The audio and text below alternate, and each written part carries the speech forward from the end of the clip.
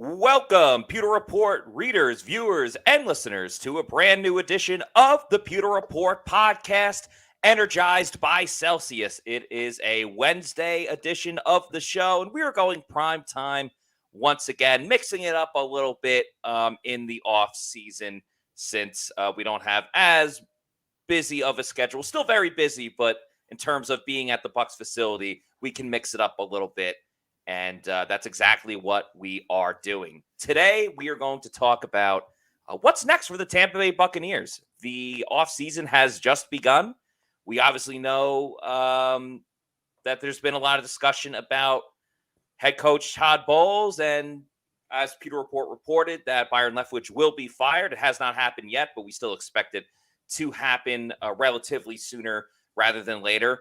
But we got to talk about a lot of the Bucs players, too. And that's why we have our man, our cap guy. Cap guy, well, that's how you start as the cap guy. You've evolved much further into that. But it is Josh Capo of PewterReport.com. I'm Matt Matera, by the way. I don't know if I introduced myself. Maybe you're new to the show. You've never watched this show before.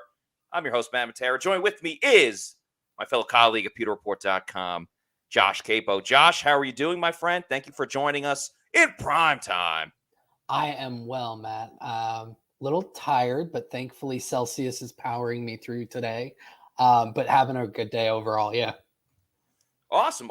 And for those that maybe didn't hear it a little bit earlier, Josh was on the Ronnie and T Crash show this afternoon talking about the Bucs salary cap situation going into this offseason, which we will be talking about today. So it was a great interview. I would definitely recommend checking it out. You can go on 95.3 and download the show and the podcast, and there's no commercials, so nice little plug for them there, but they are great friends of ours, so why not plug our friends, especially when our colleagues are on the interview itself. Also want to give a shout out to everybody in the chats. I know, again, with the time difference, it's different for everybody, but appreciate everyone as Jason starts off with the LFG. Giuseppe, great name, says, go Bucs. Jesse wants Byron Leftwich gone. That will be happening. Don't press it.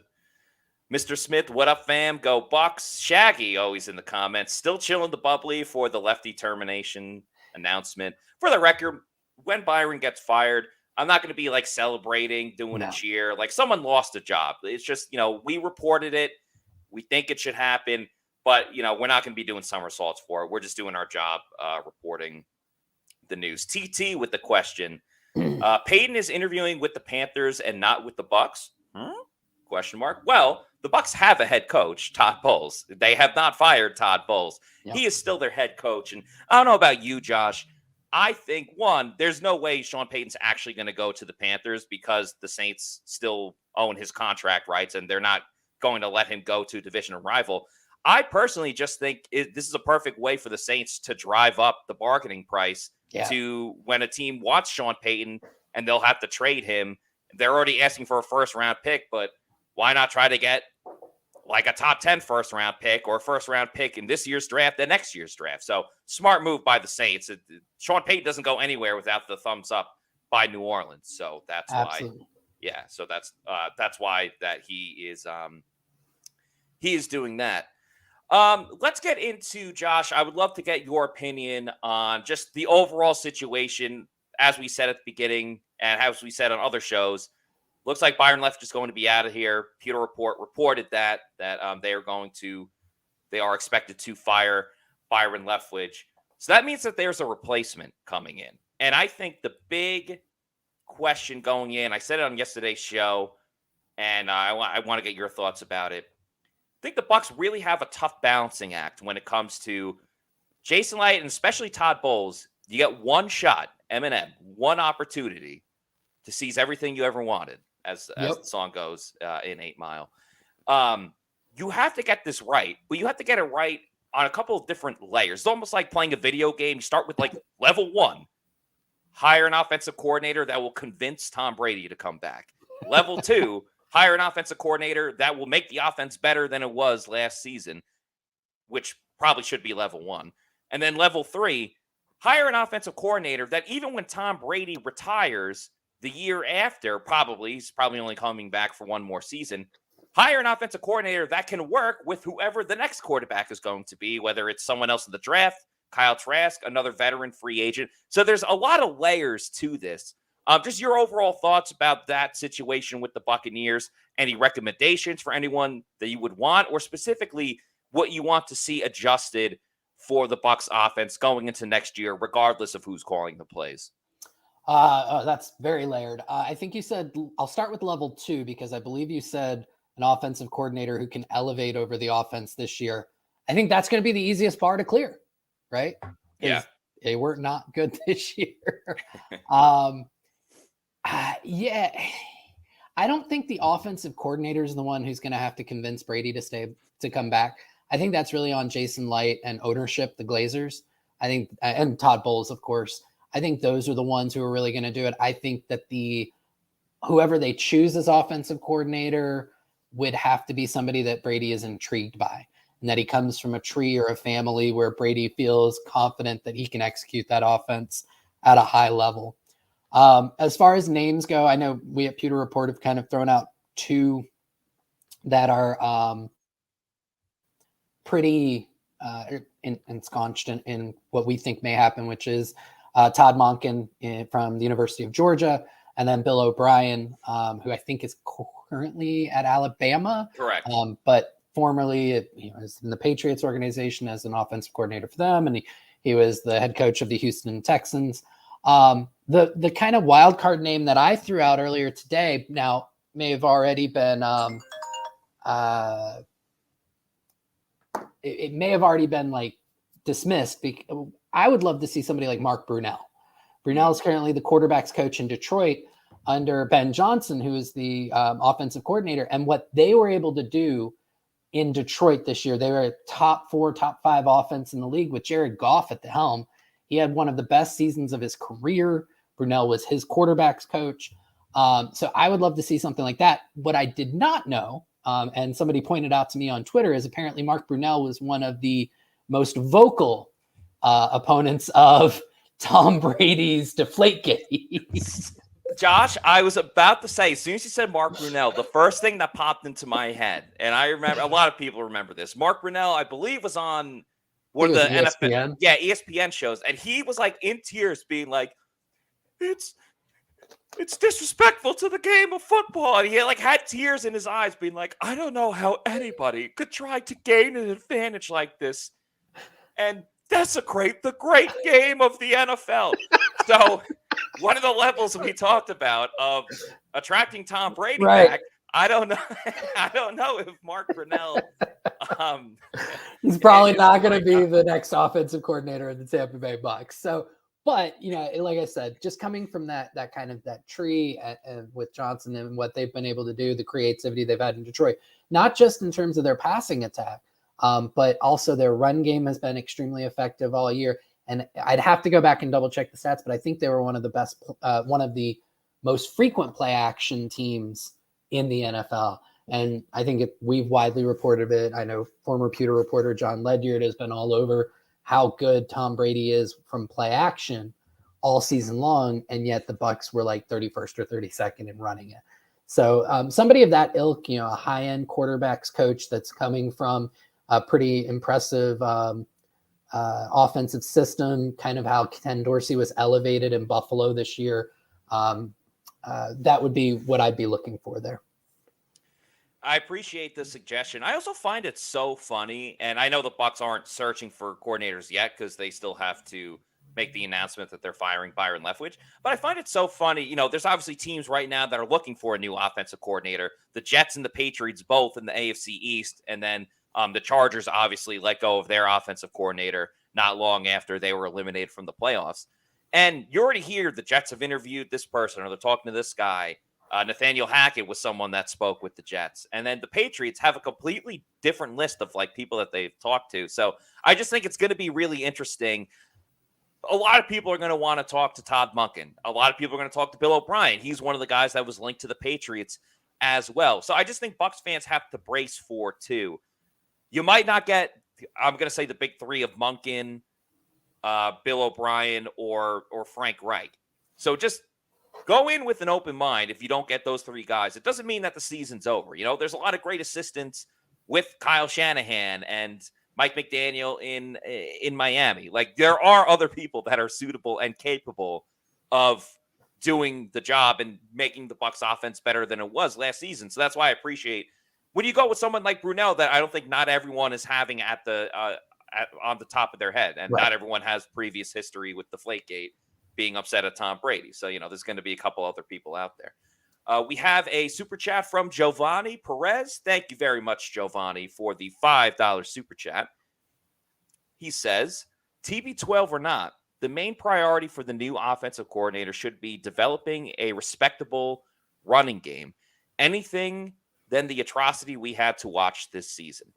I'm totally with you. And Josh, I know you're all about the analytics and advanced stats, and clearly the Bucs should be throwing more. And I completely agree with that. Not more. I'm just, a lot more. Not more. They threw way too much. They just threw right. Well, spots. 66 passing attempts last game. Mm-hmm. Yes, it's about picking your spots. And again, the Bucs running game last year was historically bad. One of the worst in franchise history and NFL history. So, yes, I think establishing the run, and again, Tom Brady or not, but if you do have Brady does not want to throw it 55 to 65 times. I think the Bucs were at their best again in 2020. They won the Super Bowl, Matt, you idiot. Obviously, they were at their best then. But I think they were truly at their best. Putting a whooping on you early, airing it out, and then they would start running the ball. And I know it came back to bite them at times. I think the Buffalo game comes to mind. They ended up winning that one in overtime, but still should have never got to that point. Right. But, this team has shown in the past that they can get the ball rolling in the run game. Even that Super Bowl, they had some drives where they were ripping off 10 to 15-yard runs and moving the ball down the field with Brady not even having to throw it 10 yards down the field. They had an effective screen game to, the tight end. How many times did we get a screen to the tight end this season? They threw 1,000 screens, and, maybe one went to Kate Otten and one went to Cam Brate. It was 95% of it was to Chris Godwin. So again, you're not going to delete everything from the playbook. It's just, hey, let's run more than the 5 plays that you can say, ask Madden, and that's what comes up on your video game screen. Yeah, I completely agree that whoever comes in, the running game has to be evaluated and improved upon. To the point you were making there, I'm not somebody who's anti-running. I don't like how much the Bucs ran on first down. Correct. And I think if you pass on first down more, you're going to get more first downs, which gives you actually more opportunity to run on first down. Because what happens with the Bucs is oftentimes when they ran on first down, they wouldn't get to another one before the end of the drive. They'd be 3 and out. I mean, you and I, we've done over/under bets on 3 and outs. Yep. The last time we had it on the ticker tape. We had it on the ticker, right? So, but what happens is, I advocate for 70%, 70 to 75% of your first down should be passes, right? By doing that, you're going to create a lot of first downs just on first down, right? You throw the ball more than 10 yards, it's caught. Hey, a new first down.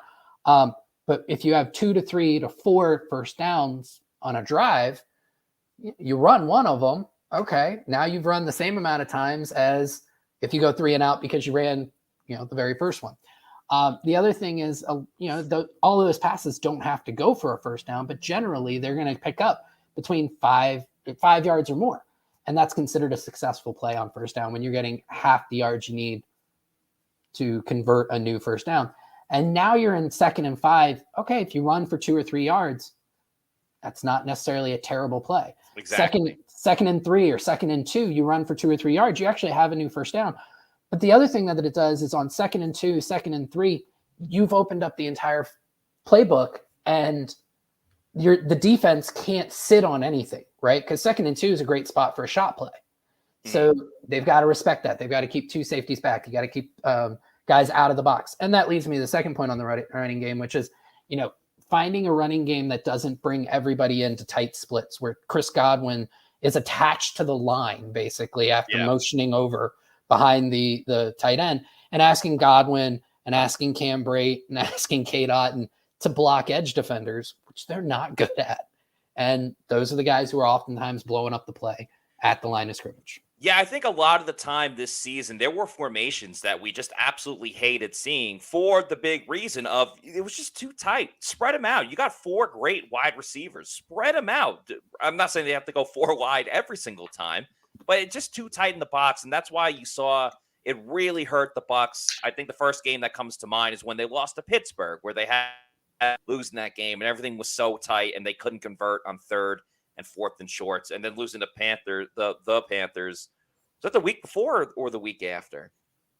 I think it was the week after. So they got upset by the Steelers, and then they lost to the Panthers the next week. And yeah, everything was just too congested. When you have that amount of talent, you need to get wider. I think that's why we want to see a lot more speed on the Bucs this year to get more outside and take advantage of that. Josh, I got another stat for you. Oh, bring it. 100% of the time, if we are on the Pewter Report podcast, we are drinking Celsius energy drinks if we are going to be drinking any type of energy drink. And of course, we love Celsius because they are the presenting sponsor of the Pewter Report podcast. They have a variety of awesome flavors, so many different ones, from the Arctic peach and tropical vibes to the strawberry lemonade to the kiwi guava, cola, cucumber lime, watermelon. So a ton of awesome flavors over at Celsius. It's gives you the essential energy to get you through your day. Like if you had a very busy day like Josh, who had to be up at 4 a.m, it's the healthy version of an energy drink. 7 essential vitamins, 0 sugar or preservatives. And if you want to find out where to get a Celsius, that's totally cool. We got you covered. Go to the store locator, punch in your address, and it will let you know where you can find one at your closest convenience, whether it's your convenience store, a Walmart, your Target, or your local bodega, which I like to go to. And, once you go to your bodega a couple times and you're like, I love you, bodega. You're so local and you're so awesome. But the one thing I'm missing from you, oh, beautiful bodega, is I can only get 1 Celsius can at a time. And I want more. Oh, beautiful bodega. I want more Celsius. That's when you go to Amazon. You say, bodega, I'll see you for everything else. I love you, bodega. Then I'm going to go to Amazon, click on the subscribe and save, and start getting it in bulk. And I'd recommend getting the variety pack because variety is the spice of life. And why have one flavor of Celsius when you can get numerous flavors? So have it sent to your house or apartment every 1 week, 1 month, quarterly. So that's 4 times a year, whenever you want. Just make sure you're drinking Celsius energy drinks, the official sponsor of the Pewter Report podcast. Look at the variety of flavors that they got over there. Ton of awesome options. Arctic Vibe might be my favorite. So shout out to Celsius. Hashtag Celsius Live Fit. Hashtag Celsius energy. Josh, we always love having you on the show, but one of the things we're going to take advantage of with you on the show is your knowledge of the salary cap. And specifically in this situation, when it comes to the Tampa Bay Buccaneers. I'm about to drop your story in the chat. So if anyone hadn't seen it yet or hasn't read it, you can read it now. It is titled, Where Do the Bucs Go From Here? And I immediately thought of Blink-182. Where do we go from here? Turn the lights down low. I'm feeling this. Anyway. But you wrote it great. It was awesomely, I don't even know if that's a word. I just put it in the chat there for everybody. It was formatted in an awesome way. Again, this is where they need to start. This is where they can go from there. So let's start at the beginning. Obviously, a lot of this falls into what is Tampa Bay going to do with Tom Brady? Can they get Tom Brady back? And if they get Tom Brady back, that obviously helps the team on the field, but off the field, it helps as well because they have a huge cap hit if Tom Brady doesn't come back. But if he does return, they can lessen the blow of that cap hit. But my question to you is, we hear the term all the time, kicking the can down the road, the void years. My question is, the Bucs obviously want Brady back for so many reasons. One of them being they can lower the cap hit. But wouldn't it just put them in like a situation the following year where, again, they're going to have to give a lot of that money to Brady, whether he doesn't play or not? So you're essentially just moving it back another year. Am I wrong? And increasing it. Yeah. So I'm projecting if he comes back, probably be about a 1 year, $30 million contract. That would put him about the 10th highest in the NFL for average annual value, which is kind of where Brady, the sweet spot for him has been, because he's not somebody who goes for the top of the market deal because he wants there to be extra dollars to give him talent. So a 1 for 30 deal can be structured. They would create voidable years, right? So yes, there's 1 year, the 2023 cap hit, but then they push money into 24, 25, 26, and 27. The problem is when you get to 2024, he's not on the team anymore. It's a voided year. So those 4 years worth of placeholders all accelerate into 2024. And the dead cap in 2024 would be something like 45, 46 million. So you're increasing it by 11 to 12 million. Now, if he retires after 2023, they can portion that out by having his retirement processed after June 1st. So in 2024, the cap hit would be something like 15, 16 million of dead cap, but you'd still be hit with 30 million in 2025. Now, I know there are probably a lot of fans in the chat freaking out right now and saying absolutely not worth it. The other thing that you have to consider is that the salary cap is exploding year over year over year. Correct. This year, I think it was somewhere around 206 million. Next year, most analysts are projecting it. 2023, we're projecting it around 225 million. To 2024, there's a good chance it could get up to 245, 250. All right. So even with a $30 million cap hit, a 16 million in 23 or 24, 30 million in 2025, you'd be working with about the overall cap that teams have right now. So there is something to be said by kicking the can down the road. You're kicking it to a bigger road. So there's more opportunity to absorb that hit. So that is one scenario, 1 out of 3 when it comes to his cap hit. That 1 for 30 contract would actually lessen his 2023 hit from about 34 million to, I want to say, around 18. It's a huge jump. I mean, saves him about $16 million. Plus it gives you your QB1, which is currently a question mark, right? Correct. So kind of 2 birds, 1 stone type thing. The other 2 scenarios, and I put them into 2 different buckets because they affect the salary cap 2 different ways. If Brady retires, there is a good chance that he would work with the team to lessen his cap hit for this upcoming year. And basically what they would do is they would extend him. And I use quotes because it would be a placeholder contract. It would be 1 year for the minimum amount of money for his service time, which I think is 1.65 million, something around there. It'd be unguaranteed. And they would just hold that until June 1st. And then on June 1st or June 2nd, they would process his retirement paperwork. And what that would allow them to do is take that 34.1 million, and all they would be responsible for in 2023 is 10.8 million of it. The rest of it would be pushed to 2024. So you divide up that cap hit a little bit, absorb it over 2 different years, with the lesser coming in 2023, which is more important to them right now because they're projected over the cap in 23 and not in 24. So that's one alternative scenario. The worst case scenario for the Bucs is if Brady decides to continue to play, just not in Tampa Bay, because there is nothing they can do to his contract at that point. They will have to absorb the entire $34.1 million. Silver lining for those of Bucs fans, and I know there's a large contingent of them out there that are like, blow it up, rebuild. Well, you get the entire cap hit out of the way in 2023. And then in 2024, you're working with a lot of room, and you can at that point start to build your next iteration of a playoff team. And that third option is the worst, not only because he's playing for another team, but he also would be less inclined to help out the Bucs, kind of like what your second option was saying, of help out them with their salary hit or salary cap hit, because he has no reason to at that point. And he could be on a team that plays the Bucs the next season. We don't know. Yeah, the issue there is for him to help out the Bucs, anything would have to be done after June 1st, and they would have to create a contract for him in the meantime. So Brady's not going to wait till June 2nd to find a new team. He's going to want to be participating in OTAs. He's going to want to be learning a new playbook. He's going to want to have that contract taken care of and start to work with his new team. So under that scenario, there's no option for Brady to work with the team. It's just it's a non-starter.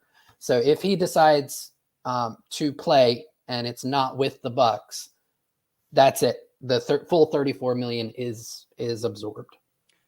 Right, and it almost sounds like a little bit the first option you mentioned. It's kind of essentially like when you have something important to do, and you're like, that's future me's problem. Like, I don't have to do that until later. I don't have to worry about that until later. That's kind of what Tampa Bay is falling into. So, a couple other things in your article, and of course, I'm not going to give away the whole thing because we encourage everybody to read it on pewterreport.com. We enjoy the web traffic. Yes, we do enjoy the web traffic. You talk about investing the pass rush. We'll talk about that a little bit later on the show. You talked about, obviously, finding a new offensive system, which we talked about in the beginning. I think the big thing that would be intriguing to Bucs fans is the restructuring of a couple of players. And you talked about this with Ronnie and T-Kraz. Before we get to that, we did have a super chat from Matthew. Thank you, Matthew, for the $2 super chat. Matthew says, great QB next year, trade Trask for a beach chair. Are you talking about the quarterback class for the NFL draft? Please expand in the comments if you possibly can. I mean, it's a good quarterback class this year if he's talking about this year's draft that's coming up. I mean, obviously, Bryce Young, everyone's talking about. The quarterback from Kentucky, Will Levis? I think it's Levis. It's Levis. Yeah. If it's Levi's, he's got to get a sponsorship. I mean, come on, man. I mean, if anything to get him away from putting mayonnaise in his coffee. Wait, what? Oh, you didn't know about this? No. He famously puts mayonnaise, like not even a little bit, puts a lot of mayonnaise in his coffee and then drinks that. He got that's disgusting. He got the SEC sideline reporter and just overall great media personality Alyssa Lang to do it with him. I thought that was when they ate the banana or something. They've done that one too. Yeah, yes, he eats bananas without the peel, but he also puts mayonnaise in his coffee. Shout out to Alyssa Lang, of course, her and Trevor Sycamore from pewterreport.com. Got engaged a little while ago. We love the both of them. Loved working with Trevor. Met Alyssa once, one of the nicest people ever. So we love them. They are great. So good to chat them out on the show. Yeah, we also have another super chat from. I didn't know that he put it in his coffee though. That's disgusting. That's why. Yeah, I mean that's like. Remember when everyone went crazy over Mahomes and he puts ketchup on everything? I mean, move that out of the way. This is the new weirdo. I will send you a video of it. Okay, sounds good. Steven Masella, thank you for the $2.79 super chat. Canadian. What do you think of Kyle Trask? And we need more speed. I'm not going to say we because we're not part of the Bucs. Right. They absolutely need more speed. We just covered the team. They absolutely need more speed. I think that's something they are going to target, whether it's in free agency or whether it's in the draft. What do I think of Kyle Trask? I think he has an awesome, what do you call it? I was going to say horoscope. He's a Pisces. So what's that called? Astrological sign? Yeah, I think he's got an awesome astrological sign. I think he's got an awesome birthday date, March 6th, which is also my birthday. As a player, I mean, he couldn't beat out Blaine Gabbert this year in training camp. He didn't look great when he played in Week 18. Now, understandably, he was with third and fourth string players. I would like to see him play with the starting offensive line and Mike Evans and Chris Godwin. I just think at this point, he is not a viable option to be the starting quarterback for the Tampa Bay Buccaneers or really for any team. He kind of needs experience, but he's not going to get that experience because he can't beat out the second string quarterback. I just don't think he's an option as a starter for the Bucs next year. I hope he proves me wrong, but that remains to be seen. Yeah. So for me, if Brady doesn't come back, I would like to see the team go for a bit of a reset from a cap perspective, which means that they're not going to be as aggressive in free agency to necessarily like go all in to make a run. And under that scenario, I'd be fine with throwing Trask out there for a year and seeing if you catch lightning in a bottle and he actually is a lot better than what he's shown in limited action in the preseason and training camps. So I'd be fine with that. And the reason being is you have that 1 year cap reset year. You got a couple of different scenarios. If Trask is not good, okay, you're picking in the top 10. You have an opportunity to get your next franchise quarterback. If he happens to be really good, okay, you've got enough of a core of a roster, and the NFC overall, especially the NFC South, is down enough that, okay, now you're in the playoffs and, let's see what can happen here. If he is somewhere in between, I still think you end up in the, low teens in terms of picks, and you are close enough to the top 10 that you can move up for the quarterback that you need. So I think Trask is that perfect kind of 1 year bridge. Plus you get the opportunity to evaluate what was a second round pick at one point. So as far as we need more speed, you must be looking at my tweets about my runs, because absolutely their times are terrible. I need to improve my pace. Yeah, but you're getting back into it, and that's the importance of it. I should refrain my statement about Trask. I do think if the Bucs are in a situation of, hey, let's just tank and try to get Caleb Williams or something like that, then start Kyle Trask. But I don't think Todd Bowles wants to sign up for that. I don't think an offensive coordinator that he wants to hire is looking to get into that type of situation. So it could really hamstring the Bucs for the future. But they also may not totally have an option. We have a couple more super chats. Matthew was talking about the 2024 quarterback class, not this year's 2023 quarterback class. He says the 2024 quarterback class is higher rated than the 2023 class even. I'm going to be honest, I haven't really looked at the 2024 class too much, but thanks for looking it up, Matthew. Yeah, the only one that I'm familiar with, because I haven't gotten into the draft prep yet, is Caleb Williams. The problem with that is, with that amount of timeline, there's so much that can change. I mean, if you remember 2 years ago, going into the 2020, I guess that would have been 2021 college season, the kid who ended up transferring to South Carolina, everybody thought he was going to be Spencer Rattler. Yeah, Spencer Rattler was going to be number 1 overall. I mean, you remember the Dolphins tank for Tua. He ended up being like the 3rd quarterback off the board. There's so much. Baker Mayfield wasn't really going to be the guy as the number 1 pick until the day before was when it really started coming out. And I think the best example in a positive way was Joe Burrow. Joe Burrow wasn't really on anyone's radar until he stayed that second year at LSU, and then they went undefeated, had arguably the greatest college football team of all time, with obviously guys running rampant in the league now with Justin Jefferson and Jamar Chase, who's still playing with Joe Burrow. So you never know. A lot can change from here to next season in terms of that quarterback class. But appreciate the question and the super chat, of course. And definitely a fun conversation when the Bucs will eventually be looking for a quarterback. It's just many hope that it's in 2024 and not for the 2023 season.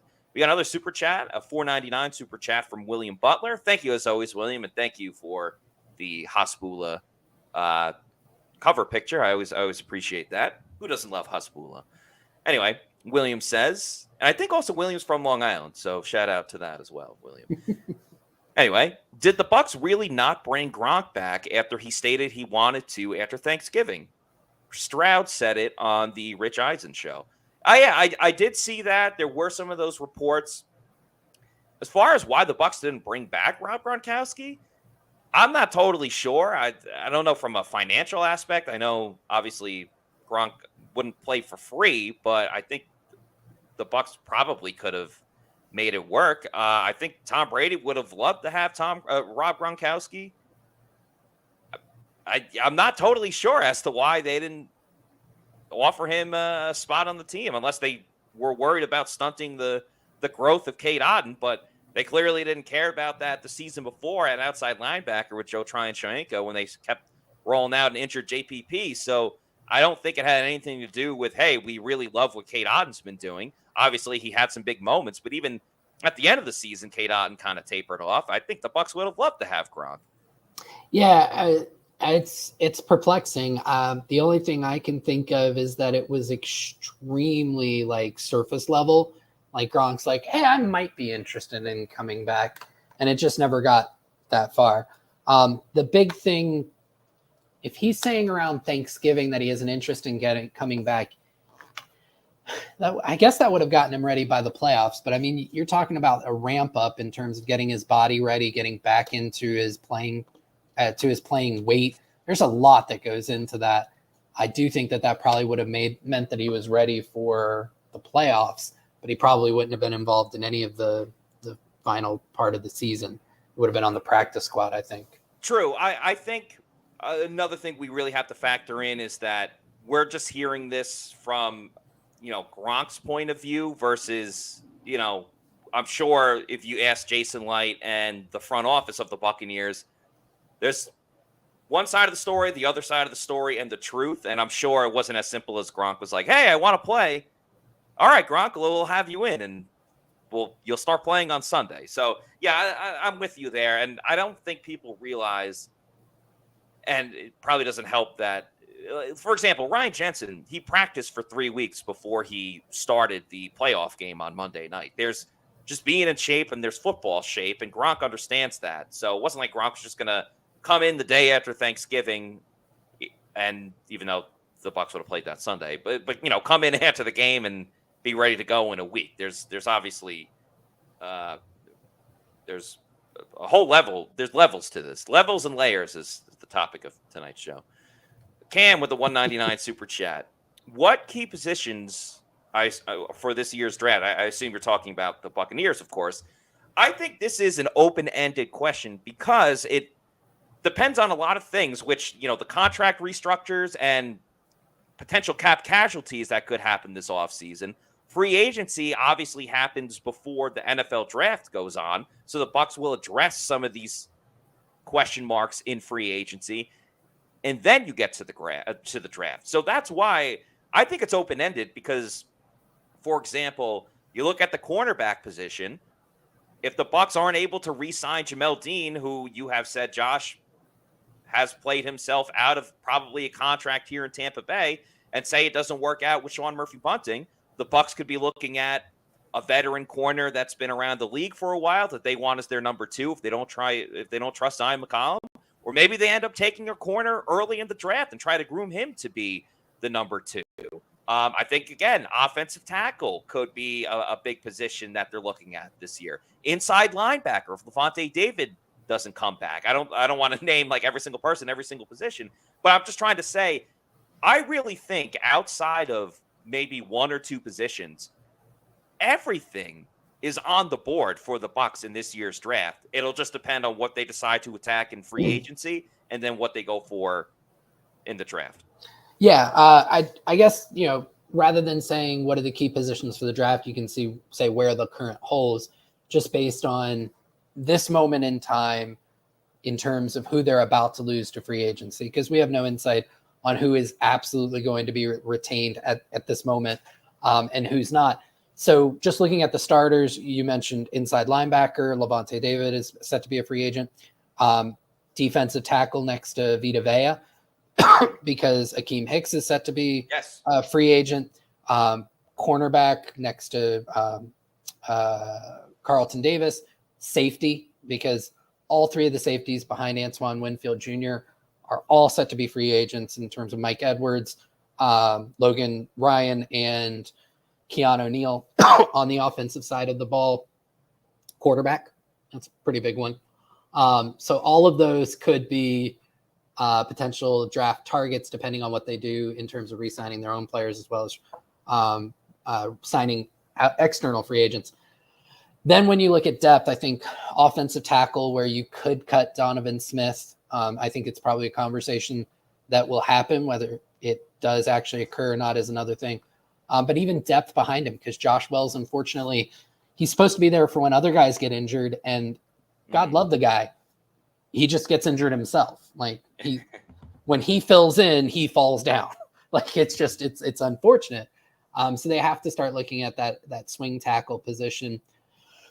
Potentially running back if Leonard Fournette is let go. Depth at wide receiver, because really the only wide receivers on the roster are Mike Evans, Chris Godwin, potentially Russell Gage, who is another potential cut, and Devin Tompkins, right? So I think they did sign Kalen Geiger to a futures contract, right? Yes, they did. Yeah. So so really it's up and down the roster. There are so many free impending free agents that you could make a case for almost any position group. The one area where I think they're actually fairly solid is interior offensive line. Nick Leverett, Robert Hainsey, Gedeke, Ryan Jensen, Shaq Mason, John Molson, all under contract for next year. So that's one place where you can say we've got a lot of people for it. I thought Nick Leverett played very well at left guard this year. And I am all for a 3-man, potentially even a 4-man if they re-sign Aaron Stinner, competition for that left guard spot next year between him, Hainsey, and Gedeke. Yeah, Stinny crossed my mind as well because when we were at the facility on Tuesday as players were cleaning out their locker, Aaron Stinny was in there, and we hadn't seen him in a long time, and obviously he had that season-ending injury, unfortunately, in the preseason. So I don't really know if there's a market for him just because he hadn't played all year and he's already a reserve offensive lineman. But as Bucs fans know, he was starting in the playoffs after Alex Kappa got hurt and was in there when the Bucs won the Super Bowl. So definitely think it would be important for him to be in that rotation as well. Before we talk about players that the Bucs could potentially extend their contract to open up some more cap room, let's hear a message from our friends at Age Rejuvenation. When I got over 40, all of a sudden I didn't have the same kind of energy that I used to have, and I was sluggish all the time, and I wasn't sleeping right, and I started to have some sweats when I was sleeping and different things that, as I looked into it, I found out could be a lack of testosterone or low testosterone. So I reached out. I've known Brett and everybody here at Age Rejuvenation for a long time, so I knew that they were the right people to help me. They did look at all of my testosterone levels and all of my hormone levels and found that my testosterone was very low. So they put me on the pellets, which I love because there's something about not having to take a shot every week and doing 6 months at a time that really is convenient. My wife certainly noticed the difference, just my energy day to day, how motivated I was when I got up in the morning to just get up and start doing things as opposed to laying around the house and being unmotivated. All of a sudden I was like looking for projects, looking for things to do around. Don't tell her I said that, but looking for things to do around the house.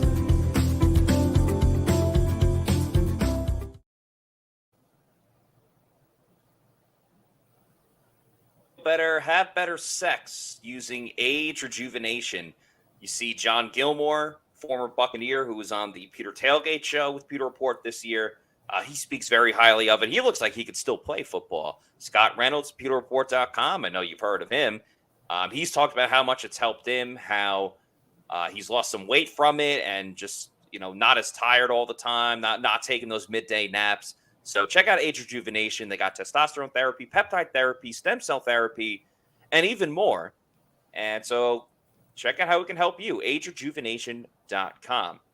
Josh, I know we said we were just going to talk about contract extensions, and we will. We did get another super chat, I believe, from Matthew, though.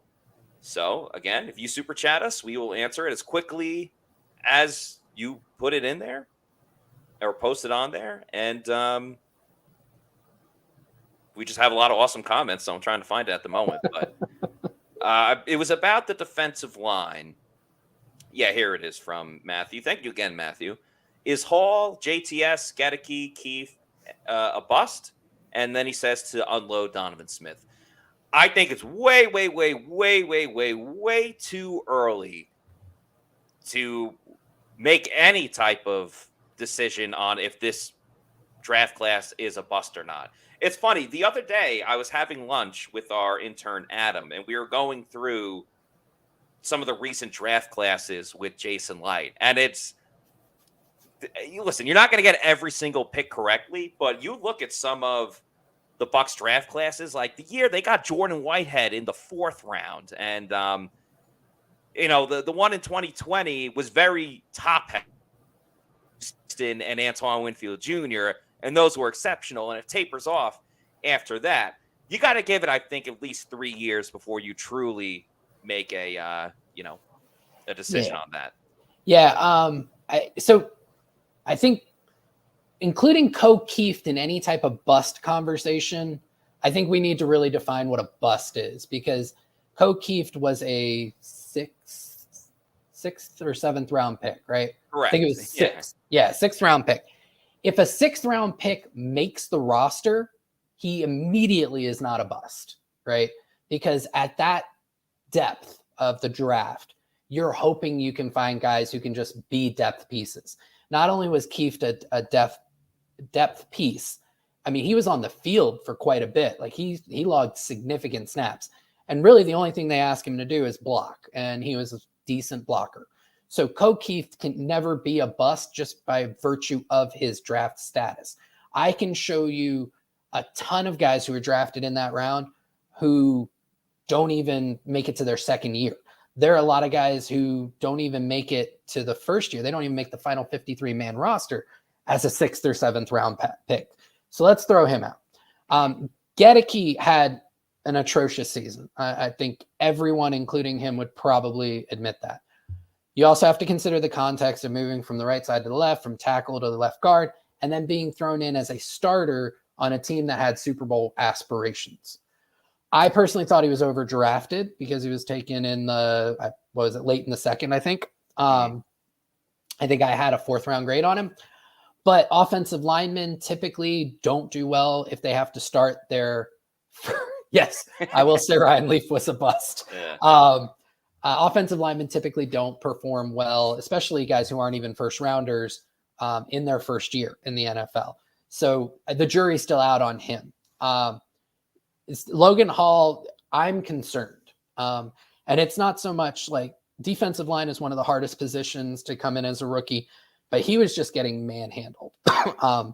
I just don't think he had the play strength, at least he doesn't right now, to be an interior defensive lineman. If the Bucs want to go ahead and have him drop some weight and try and be a big end, like I think Pittsburgh may do with what's his last name? I can't remember the kid they drafted. Maybe he can succeed there, but I have serious questions about whether he'll be able to do it. But it's still too early to say anything. Like you can't say bust on something like that. Give him an off season to put bulk up or cut weight and whatnot and see what he does in year two. JTS is the one. I'm on the record. Matt and I have had these conversations before. If you were expecting him to be TJ Watt, the expectations were way too high, right?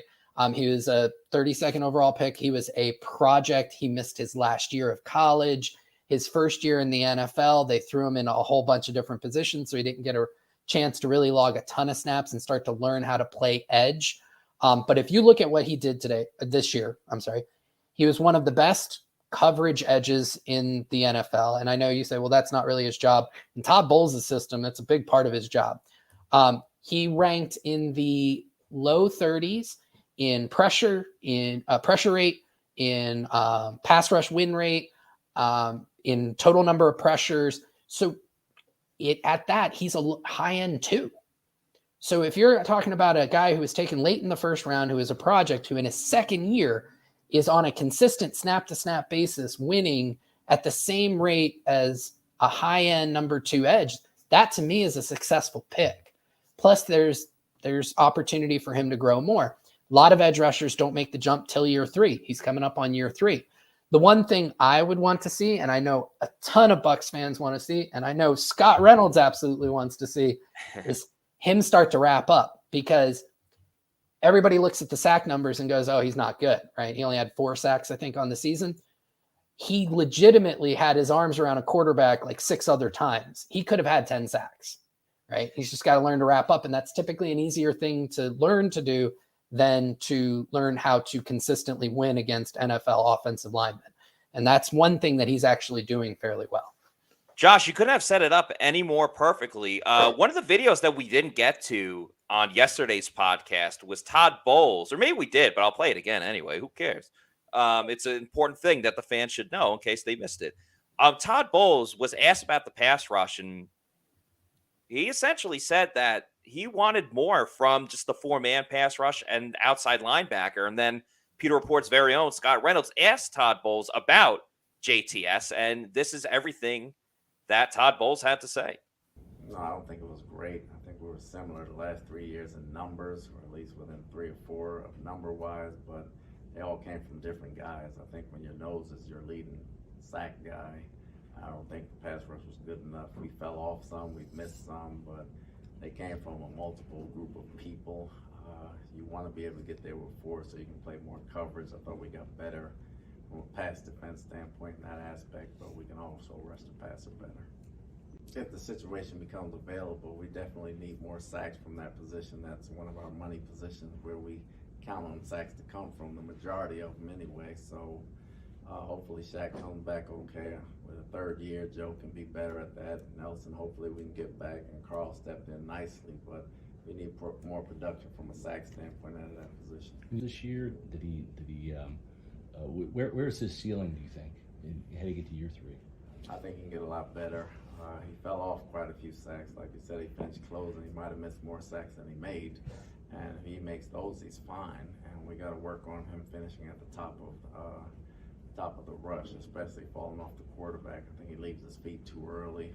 We've talked about this. He understands that going forward, and we'll try to get him better and get him to the next level from that standpoint. But he's still got all the talent in the world, and we're waiting for this guy to break out. And when he does, and if he does, he's going to be a heck of a player. Is it one of those things too where he needs to kind of stick with the pass rush plan and play that chess game too, and the mental side of the pass rush developing? It's more experience. When you start your first year, you see a lot of different block combinations and guys how to bait you and everything else like that. He has some learning games where he understands how he has to rush and how people start attacking him, and chip blocks and everything else like that he understood this year that he needs to see. So next year, hopefully, the experience of that will help him going forward.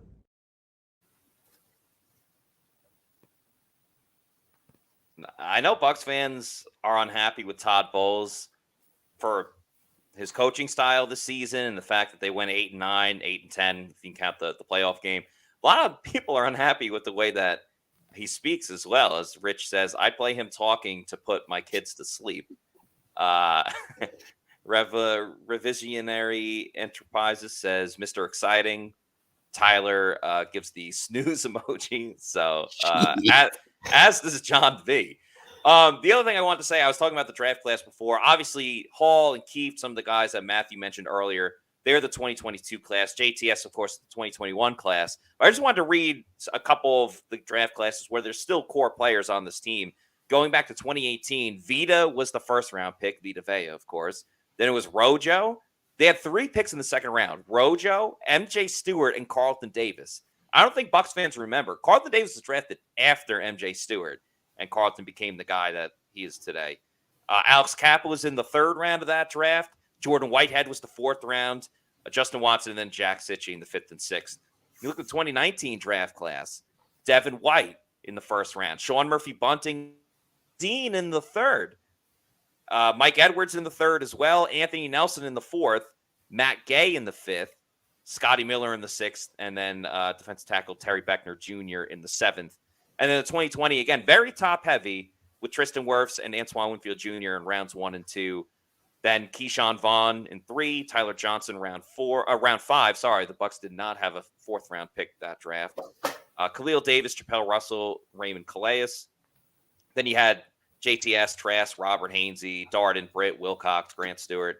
And then last year, Logan Hall, Luke Gedeke, Rashad Whitehead, Auden J. Camarda, Zion McCollum, Coke Heath, and Andre Anthony. So a couple of late round hits for Jason Licht in recent years. And cornerstone guy. I mean, if you look at the draft classes of like every team across the league, I think the Bucs would stack up towards the top of key significant guys on offense and defense that are still doing things for this team. Yeah, they absolutely do. I think, everybody wants every pick to hit, and it's just not, not going to happen. It's largely a dart throw. Some teams do it marginally better than others.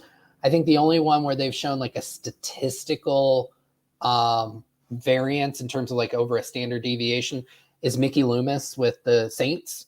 Has proven to be a better drafter than just about everybody else over a significant period of time. I think you look at your top 100 picks, which is basically the first 3 rounds, and you're hoping that you get, I'd say 3 dudes out of every 2 drafts from that 100 picks. And what I mean by dudes is somebody you can build a roster around, right? And so you look, then from rounds 4 on, you're hoping you get lucky. So if you look at this most recent draft, I already said Hall, there's serious concerns there. Gedeke, obviously there are concerns, although I think with Gedeke, the tools are there. Just got to learn to trust his footwork a little bit better and get better at it, and just kind of trust his instincts a little bit more. But you've got Cade Otton and Rashad White and Jake Camarda, who all they had pretty solid rookie seasons, right? And then O'Keefe is a contributing player coming out of the 6th round. So this draft class is far from solidified. And if Cade Otton turns into a top 15 tight end and Rashad White turns into a starting running back, yeah, you may have missed on your first 2 picks, but those 2 make up for it, right? In terms of their contributions. And ultimately, you're just hoping that the draft class provides that value. So I'd say, Light had a fantastic 4th round. Cade Otton, and then my dude, Jake Camarda. Right there, successful draft, case closed. We're done. Yeah, it's a good point. Like, late round picks can make up for whiffs on 1st and 2nd round picks. All right, Josh, we've been talking about it all episode, but we kept getting super chats, so we kind of kicked the can down the road like the Bucs have with a lot of their extensions. But I think the 2 big things to really look at are players that the Bucs could extend contracts to, that have signed 2nd-year contracts to open up some room there, and then a couple of cap casualties, players that have big contracts where the Bucs could save some money by letting them go, and also maybe not necessarily replacing them, but already having another guy there at the same position that can become the starter. It's in your article, but just off the top of your head, feel free to go in either direction. Yeah, I think the only one that I really think that there's a legitimate shot that there's an extension is Mike Evans.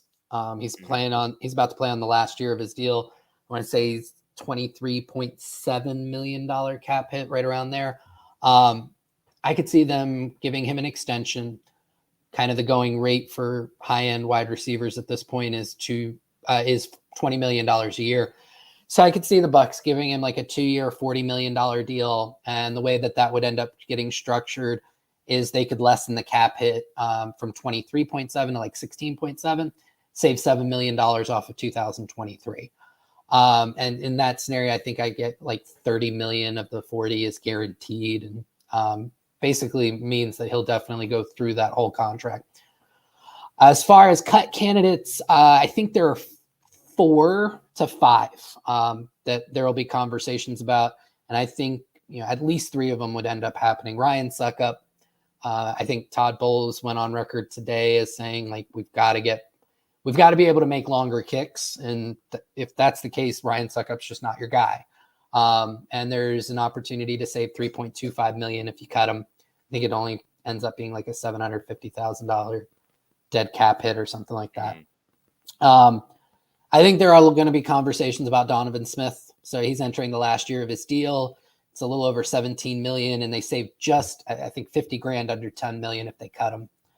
Cam Brate, who is entering year number 412 of his contract, the final of those 412 years. I do think that he probably gets cut. Lenny Fournette, I think there's conversation around him.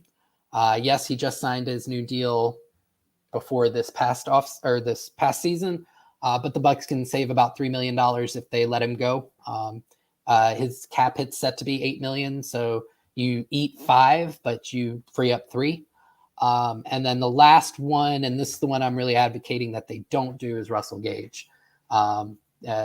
Restructuring, they can save about $6 million. Cutting him, they only save 2.3. And Gage, when healthy, I thought he brought a skill set that the rest of the Bucs receivers really struggled with, which is separation, and combine that with decent yards after catch. And I think you give him a fully healthy season in 2023, and he would be a bargain at $10 million a year. And as you mentioned, Gage could be one of the guys, restructuring versus just completely getting rid of. And I am more intrigued with Russell Gage as he got healthier, was a good red zone target. I still think there's more to be had with with Russell Gage, where Julio, and he had a touchdown in the playoff game, but Julio, he's clearly at the end versus Russell Gage. There's a little bit more to see if he's fully healthy. And this is where Tom Brady factors into everything, because of the guys you mentioned, Leonard Fournette is a Tom Brady guy. You know, Brady was the reason Fournette, I think, got that contract in the first place after his going into his second season with the Bucs. So I think if Brady comes back, they're not going to make Tom unhappy by letting go Leonard Fournette. We all love Cam Brate. I think Cam Brate's gone. They restructure his contract every single year. They give him a pay cut every single year is essentially what happens. And you have Kate Otten right there. You have Keeft in there as well. You can bring in a veteran tight end. They tried doing with Kyle Rudolph. There could be other guys that you put in there just as bodies anyway. And they like to use an offensive lineman as an extra tight end as well. Love Cam Brate. I hope he either signs on to a winning team or maybe he plays one more year, retires, and then gets like a job in the Bucs organization. I would love to see him as like a color commentator. I think that would be awesome. Fan favorite, but I kind of think his time is done in Tampa. So that would be a pretty obvious one right there. And then to go back to the whole Brady aspect of it, Donovan Smith, I can totally see the case of cutting him, but then it's, do you move Tristan Wirfs to left tackle? Who's going to be your right tackle? Do you want a rookie offensive tackle blocking for Tom Brady? Now, you asked the same question that in 2020, and Tristan Wirfs did pretty well with it. But this is a little bit of a different situation, especially if you decide we're just going to completely get a new left tackle and keep Tristan Wirfs the right tackle. Right. If your plan is we're going to find another Tristan Wirfs, that's a really bad plan. They caught lightning in a bottle on Wirfs. 4 tackle off the board. Still right. Don't yeah. That cannot be your plan. Now, with that said, I think there are a couple of intriguing tackles out there. I think I made a case in my article for Andre Dillard, former first-round pick for the Philadelphia Eagles. Lost his starting job because Jordan Mailata developed into a monster. But Dillard is actually graded out, averaged well over his limited opportunities. And that's kind of a flyer thing where you can get him on a relatively cheap deal, especially for that position. B, you've got a couple of data points that suggest he should be pretty good. The draft status and the fact that he's graded out fairly well in those limited opportunities, especially as a pass blocker. That, for me, if I'm roster building, you have to take some calculated risks. The Bucs did it this past offseason in terms of going with aging veterans with injury, concerns. Unfortunately, that didn't really pan out. Most of those guys continued to get injured. But for me, like that's when you're roster building, that's a flyer I'd take, is Andre Dillard on a 1 to 2 year prove it deal for maybe $5 to $6 million. And if he plays like I think he can play, now you've got, top 20 left tackle at a very discounted rate. And you can now take those dollars, use them elsewhere, use that draft capital elsewhere, and plug some other holes.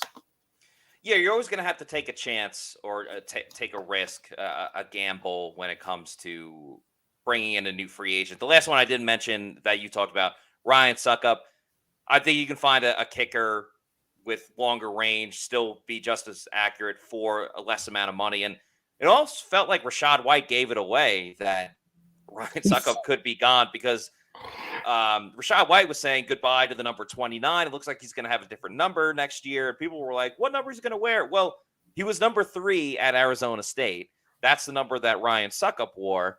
If Suckup's not there, that's going to go to Rachaad White. So it does kind of feel like that could be another move for the Bucs. But as we talked about with free agency, a lot of the times it's a gamble. And if you're going to gamble, you should be doing it over at MyBookie.ag.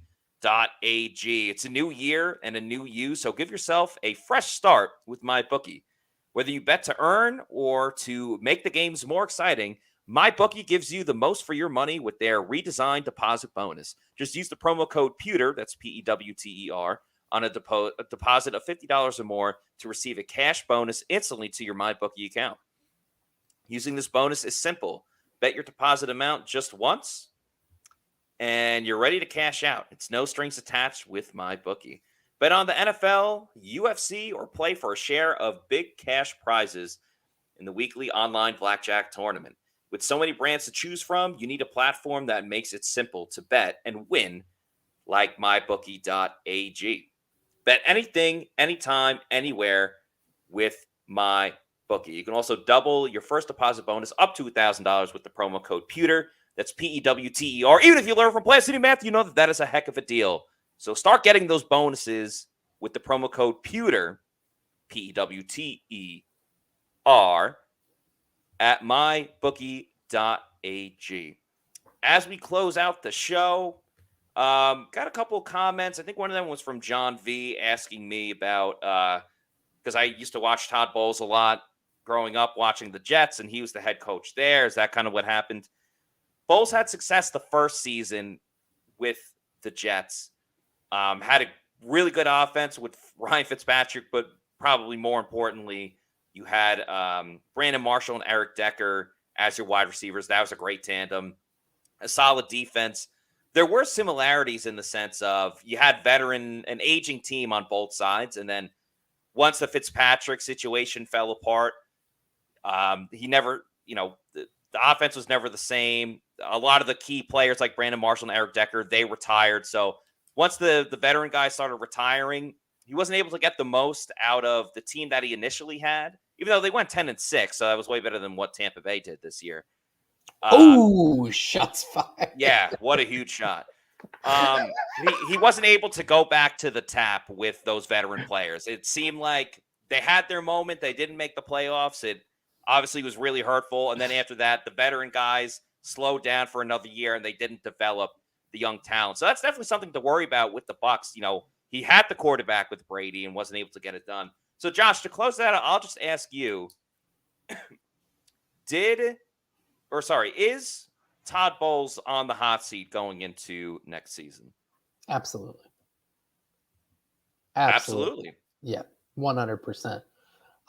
He has an opportunity to, right or wrong, better or worse, say that this year was an underperformance due to the offensive coordinator and or staff, get it right, and show progress and improvement.